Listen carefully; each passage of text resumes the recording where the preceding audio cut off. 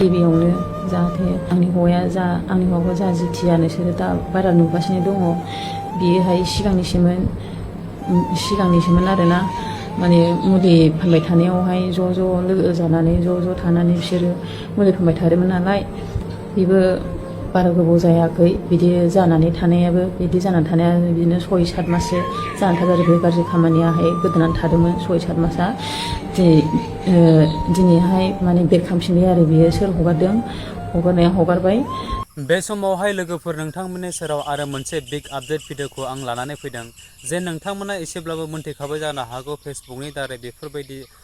भाइरेलनि टपिकआहाय फेसबुकफोरावहाय गोख्रैयैनो शेयार जाग्रोयो नालाय नङा होमब्ला लोगोफोर दासान्दिहाय जिहेथु सानु खेंफ्राइजों लोगोसे रन्जय ब्रह्मनि बिथांनि जिहेथु भाइरेल भिडिअआहाय गोसारनानै दङ थ' बेखौनो लानानै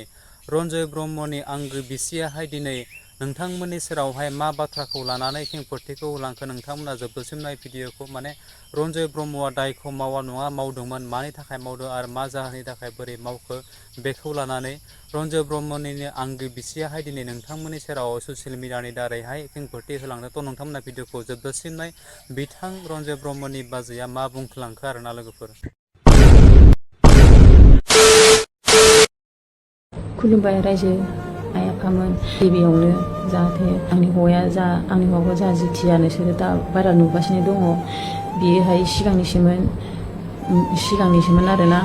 माने मुलि फानबाय थानायावहाय ज' लोगो जानानै ज' थानानै बिसोरो मुलि फानबाय थादोंमोन नालाय बेबो बारा गोबाव जायाखै बिदि जानानै थानायाबो बिदिनो 6-7 माससो जानानै थाबाय आरो बे गाज्रि खामानियाहाय गोदोनानै थादोंमोन 6-7 मासआ दिनैहाय माने बेरखांफिनबाय आरो बियो सोर हगारदों हगारनाया हगारबाय ओमफ्राय लोगो दिगि बिदिनो लोगोआबोथ' जोबा सोरबा मोजां थायो सोरबा गाज्रि थायो सोरबा लोगो सासेया बिदिनो हगारनाय जाहैबाय आरो बियो बे गावसोरबो मुलि फानै बिदिनो लोगो मोनलायबाय ज' जालायबाय मोजां मोनफ्लांबाय बिदिनो बेफोरबायदि खामानि जाफ्लांबाय आरो आइ आफामोन नोंसोरो एबार खनसेयाव निमाहा होदो आं निमाहा बिबाय दिनै हौवानि थाखाय आं दिनै नोंसिनाव निमाहा बिबाय आइ आफामोन रायजो राजामोन अननानै प्लिज बेखौ नोंसोरो जेबो साजा दाहोसै एबार खेबावहाय बिदिनो फिसा खैफोदाथ' गैलाबाय थायो बुजिया सोमजियानो गोसो गोथौ बुजिनायाबो बारा गैखाया नोंसोरो मिथिखागौ रायजो राजामोन नोंसोरो